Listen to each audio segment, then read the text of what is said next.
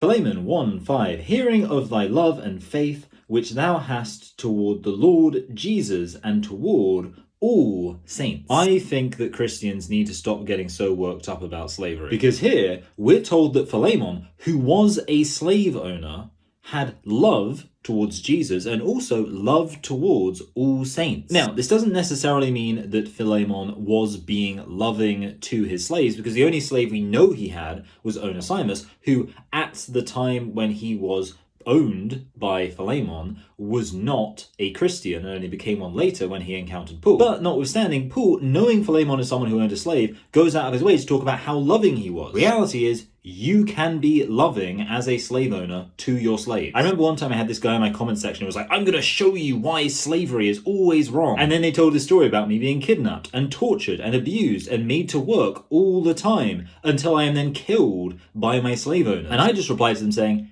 everything you're describing there is explicitly outlawed in the Bible. And even to the extent it's not explicitly outlawed, it is outlawed by saying that we should love our neighbors as ourselves. The problem is we have this contemporary liberal attitude where the most important thing is this ideological construct of ownership. What's ignored, though, is the material reality of how people are actually treated. And I refuse to condemn the slavery of the Bible when there are people today who they're not slaves because they're technically owning themselves, but they're actually treated far worse and their material conditions are much worse off. Yes, I could talk about the fact that obviously Paul instructs Philemon to release Onesimus and give him his freedom. But I think we need to bear in mind the other thing, which is that Paul isn't saying here, hey, Philemon, you need to release Onesimus because the fact you own him as a slave is evil, and that means you are not being loving to him. No, you can be loving to someone while still owning them as a slave,